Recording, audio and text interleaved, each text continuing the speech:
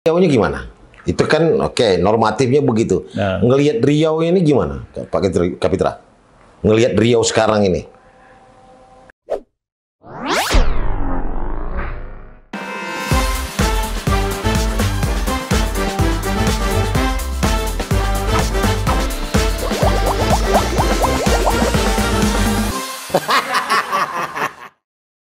Assalamualaikum warahmatullahi wabarakatuh. Waalaikumsalam. Kita jumpa lagi di Buali YP.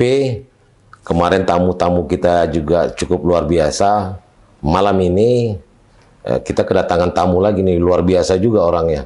Dia sangat dikenal orang dulunya sebagai lawyer, sebagai pengacara.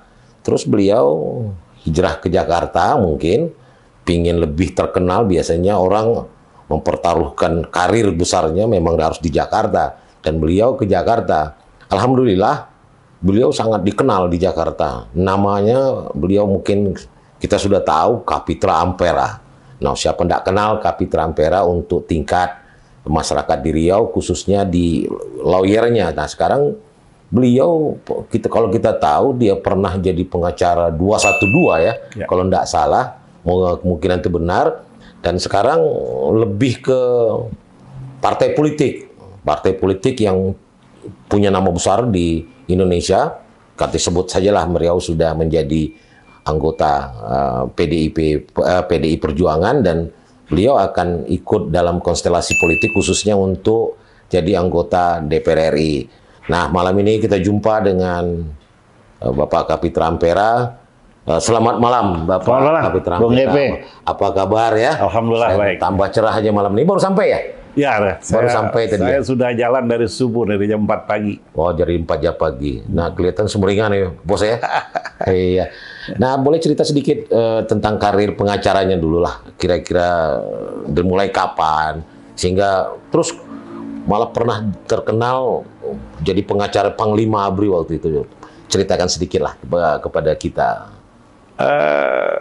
Saya tidak punya cita-cita lain dari saya mengerti tentang sebuah destination of life. Ya. Bahwa saya hanya ingin jadi lawyer. Ya. Bukan jadi liar, tapi lawyer. Karena lawyer kadang-kadang beda juga tipis, kata orang ya. Bahasanya ya. Dan saya jalannya itu hampir 36 tahun. Ya. 36 tahun. Karena perjalanan sebagai lawyer itu adalah perjalanan yang banyak tantangan, dan itu bagi seorang laki-laki seperti saya sangat menantang. Karena problem masyarakat itu harus ada solusi dan kepastian dan perspektif apapun, sosiologi maupun perspektif hukum. Dan kadangkala politik mengintervensi, berdeterminasi dalam hukum. Itu yang membuat kadang-kadang perjuangan tentang kebutuhan atau keadilan, justice for peoples itu tersendak. Tapi tentu bukan pengacara namanya kalau tidak banyak cara untuk keluar dari situ. Saya sudah melakukan itu lama. Tapi saya juga merasakan itu bukanlah solusi untuk bisa memaksimalkan sebuah fighter to humanity, perjuangan terhadap kemanusiaan. Sehingga saya pikir menjadi politisi, bukan politikus nih, poli dan tikus, banyak tikus nih. Ya, suka ngerogotin APBN, APBD mungkin ya. Bagi politisi, ya, saya pikir harus coba masuk dalam suatu sistem yang selama ini pengacara itu setengah sistem. Dalam undang-undang dikatakan penegak hukum, tapi dalam realitas law enforcement-nya mereka berada di luar.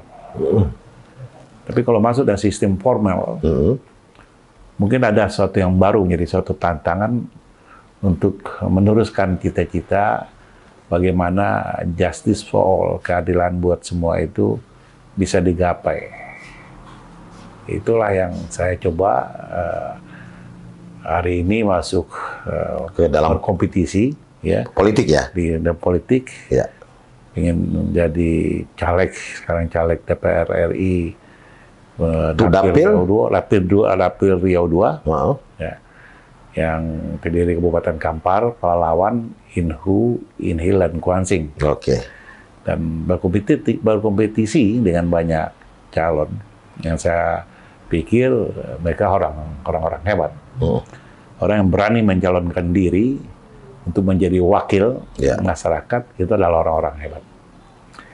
Ini yang saya coba mentransformasikan sebuah keinginan dari keinginan yang permanen menjadi keinginan yang berbeda, yang mungkin kontemporer, karena anggota DPRD atau DPR RI itu sifatnya kontemporer.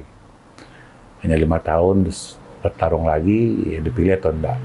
Tapi kalau lawyer itu kan begitu dia dapat lisensi, dia sampai berhenti dalam hidup, baru dia berhenti jadi lawyer. Oke, kita mau tanya, ketika Pak Kapitra pingin dapil 2, itu apa yang Bapak perjuangkan di DPR RI nanti?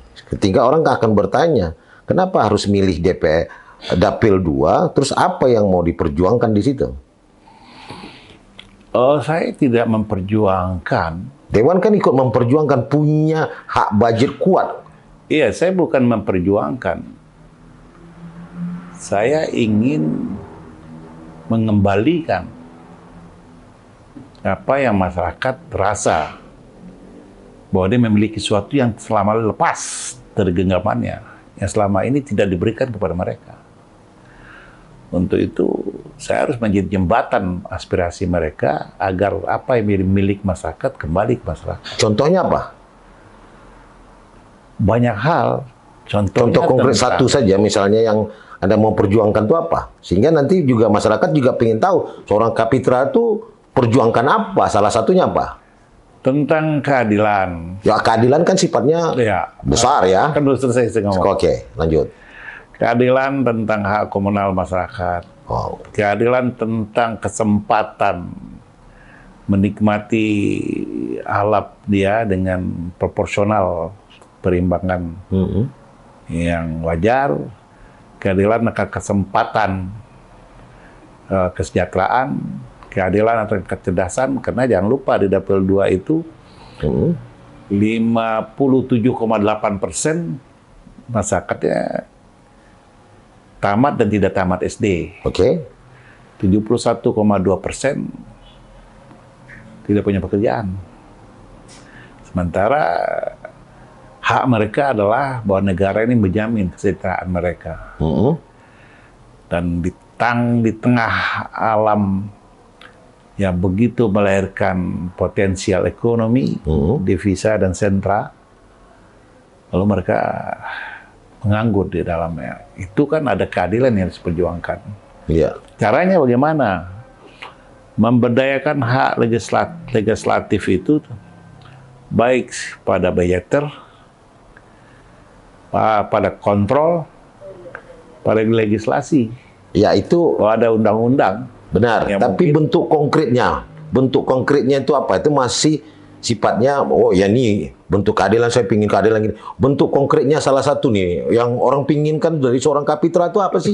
Karena bentuk konkretnya keadilan, semua orang cerita keadilan, tapi bentuk konkretnya apa sih yang mau disampaikan? Oh, adilnya begini loh. Misal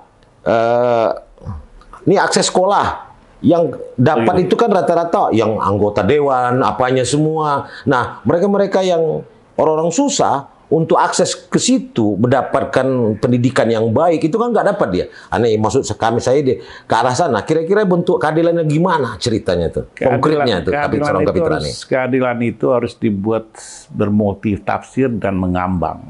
Kenapa harus mengambang dia? Orang kan minta bentuk konkret. Ya, sehingga ketika dia ada di dalam suatu sistem, baru mengerucut sebagai suatu realitas keadilan. The real of reality namanya. Ketika saya masih menjual mengenai mimpi, saya tidak bisa mengkonkretkan. Kenapa? Karena masyarakat belum menyampaikan apa yang diinginkan. Hati-hati loh. Kita ini jual kecap terus ini.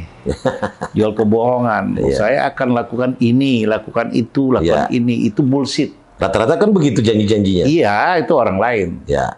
Saya ingin mendengar apa yang dimau oleh masyarakat, bukan apa yang saya mau. Jadi dari masyarakat itu betul ya? Iya, sekarang apa sih realitas masyarakat, fenomena apa, keadilan apa yang dia inginkan?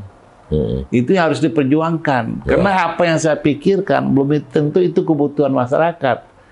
Maka saya bikin mengambang saja sebuah keadilan agar masyarakat mencari tempat posisi yang benar dari begitu banyak item-item keadilan yang mana dia butuhkan.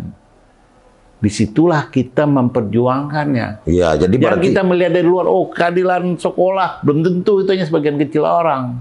Jadi needs-nya yang butuh ya, bukan wants-nya ya. Jadi begini, kita ini wakil. Ya. Wakil adalah orang yang memperjuangkan, yang diberikan delegation of authority, ya, untuk memperjuangkan keinginan yang mewakili.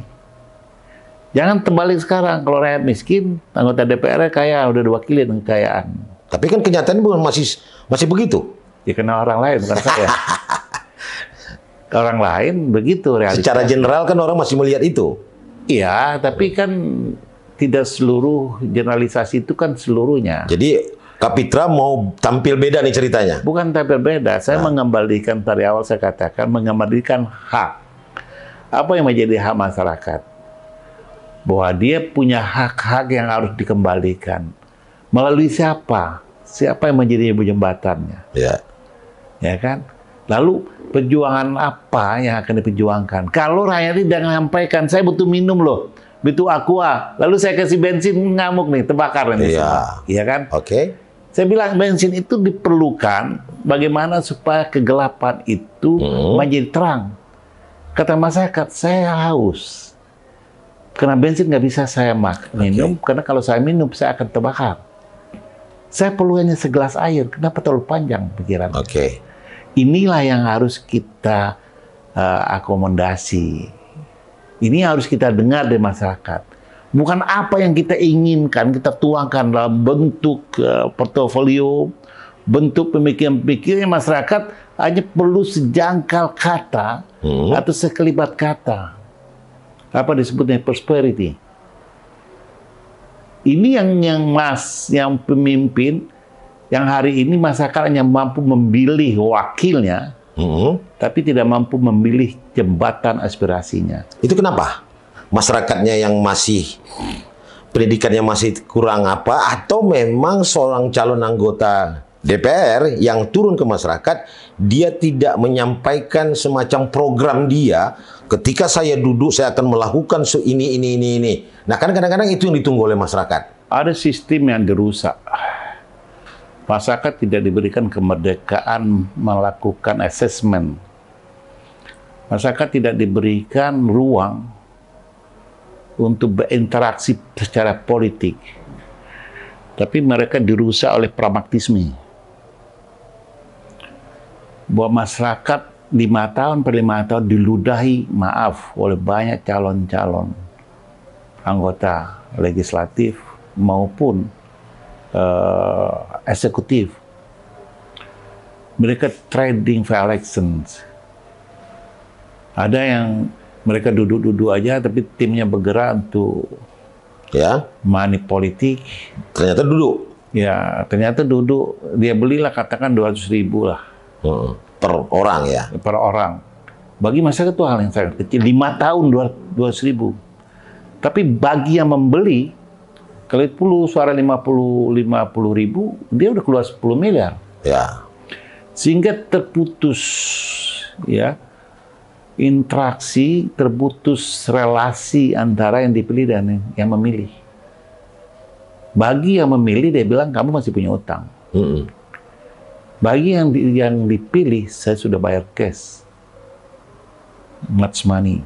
Iya, tapi kan ketika mereka keluar uang, mereka juga sudah menghitung-hitung pendapatan mereka di DPR, di Dewan tadi. Bukan itu masalahnya. Ada merusak hak masyarakat yang harusnya dia tidak meracuni masyarakat dengan pragmatisme, tapi mengembalikan hak masyarakat. Sehingga harkat dan martabat, baik secara ekonomi maupun sosial, masyarakat itu naik ke atas. Dalam bentuk konkretnya apa? Ternyata kan masyarakat kita juga masih senang juga nerima duit. Nah itu dia, kenapa? Karena kita yang calon ini jadi calo. Nawarkan ini, janjikan ini, ngasih ini. Oke. Terus masyarakat kita mungkin karena pragmatisme lapar, apakah karena terbuai, dia mau aja ambil. Lalu kalau sudah begitu, kondisi ekonomi, ya bisa saja karena ada pemanfaatan kemiskinan, ada pemanfaatan mungkin kebodohan, ada ekspektasi yang melebihi dan sebagainya. Oke, kalau melihat itu tadi, ada persoalan kemiskinan, ada persoalan pendidikan yang rendah. Nah, terus Anda lakukan apa nanti? Untuk tidak Anda bicara lagi, kita mau kembalikan ini semua. Terus Kita nggak lakukan apa-apa. Loh, terus kenapa Anda ingin jadi anggota dewan? Iya, karena untuk apa saya melakukan apa-apa? Saya melaksanakan apa yang dimau oleh masyarakat. Loh, kemauan masyarakat ini kan banyak. Apa bisa Anda kabulkan nanti ketika anggota dewan? Saya nggak pernah ngabulin, saya menjembatani aspirasinya. Emang saya ini masyarakat kan berharap banyak. Ketika Anda datang, menjembatani itu beda dengan mengabulkan. Ya, tapi harapan itu kan tertumpang dia. Begini, fungsi dari ketatanegaraan itu sudah despoiled of power. Ada separatis, ada pembagian kekuasaan. Ya. Sementara fungsi DPR itu cuma 3. Ya toh? Dalam 3 ini dia harus membangun lagi jembatan-jembatan lain supaya dia bisa menyampaikan, menjembatani aspirasi yang masyarakat begitu banyak itu. Ya toh? Masyarakat yang keinginan banyak itu hanya satu, terbungkus dalam satu kerangka yang disebut dengan prosperity, kesejahteraan. Hanya itu. Tapi item kesejahteraan, apakah pendidikan, pertanahan, konflik agraria dan sebagainya, ya perburuan, itu item-item supaya bisa dituntasi agar apa? Agar sejahtera, prosperity. Nah, untuk menjadi prosperity ini di mana fungsi legislatif ini? Apakah dia mengevaluasi, katakanlah buat undang-undang tentang investasi, bahwa setiap aset masyarakat tidak bisa perjualbelikan, tapi harus dijadikan margin atau modal perusahaan dan sebagainya. Banyak hal yang bisa, ya. Tapi kan saya nggak mungkin berandai-andai jika saya duduk. Jika saya nggak duduk, bagaimana? Ya. Investasinya siapa yang recovery? Kalau kita melihat itu, sekarang data pemilih kan boleh dikatakan menyatakan dia ada sekitar 51, mendekati 52%, itu kaum milenial. Artinya kaum milenial ini dianggap orang-orang yang sudah mulai pendidikannya sudah mulai membaik, kaum milenial ini. Dan rata-rata itu kan anak-anak SMA, anak-anak kuliah, dan mereka kan perannya besar dalam penentuan pemilihan seorang caleg maupun seorang kepala daerah maupun kepala negara. Bagaimana Anda melihatnya? Khususnya di Riau ini. Khususnya lagi di dapil Pak Kapitra, gimana cara melihatnya? Tidak ada survei mengatakan bahwa kelompok milenial itu disandarkan kepada indikator bahwa mereka punya pendidikan. Ya. Apakah universitas dan sebagainya. Generasi Gen Z dan atau milenial itu adalah generasi yang baru tumbuh dalam loncatan gelombang peradaban. Mereka ada dalam era sekarang, era digital begini, dalam usia-usia yang sangat muda. Ya. Dan itu yang disebut milenial dan generasi Z. Generasi Z, ya. Belum tentu juga mereka punya pendidikan. Ya. Ya. Bagi saya itu hal yang sederhana melihat mereka. Karena paduannya kalau dalam teologi Islam, didiklah anakmu sesuai dengan zamannya. Ya, pendekatan itu mungkin lebih mudah karena Kita juga hidup di era dia, di zaman dia. Tapi kelebihan kita pernah hidup di zaman yang dia tidak pernah hidup. Oke. Itu lebih mudah. Karena generasi kita condong hedonisme. Cenderung bagaimana mimpi itu turun ke bumi. Dan itu tinggal rumusan-rumusan sosiologi. Iya. Dan ngelihat Riau-nya gimana? Itu kan oke, normatifnya begitu. Nah. Ngelihat Riau ini gimana, Pak Kapitra? Ngelihat Riau sekarang ini. Riau itu tidak berubah. Kenapa tidak Dari berubah? 30 Dari mana Anda ngelihatnya tidak berubah? Kalau kita Riau ini berubah pada kemajuan gitu ya, Iya. pada kesejahteraan, Iya. kita nggak bikin podcast hari ini. Ya, maksudnya dari sisi mana saja yang ininya misalnya pertumbuhan ekonominya atau mungkin mulai meningkatnya jumlah orang miskin. Itu dari sisi mana? Ketika Tadi saya dibilang sudah sampaikan, Riau tidak ada peningkatan, tidak ada perubahan gitu. Tadi saya sudah sampaikan data 68 lah kalau nggak salah, 68,71%. Itu pengangguran. Di Riau. Di Riau cukup tinggi. Di dapil saya lah ya. Di Riau cukup tinggi. Ya. Berarti ini kesalahan gubernur atau kesalahan siapa? Saya tidak mengatakan. Kan sekarang ini kan persoalan Riau. Salahnya di kepala dinas, pembantu gubernur, atau memang gubernur atau siapanya yang salah? Atau dewannya juga tidak ikut, Dewan DPRD provinsi tidak ikut kencang mempertanyakan kepada eksekutif terkait dengan yang Pak Kapitra bilang 68 lebih. Apakah itu angka murni, real, dari mana? Itu real. Real ya? Itu real ya. Tinggi loh. Kita jangan noding, gubernur itu kan punya teritorial wilayah yang dia menjadi tanggung jawab dia. Iya, tapi kan dia punya tanggung jawab terhadap untuk penurunan angka itu. Iya, tapi kan ada tanggung jawab kabupaten kota. Yang juga, karena yang punya warga, masyarakat itu kabupaten kota, gubernur nggak punya. Gubernur nggak, tapi dia perannya kan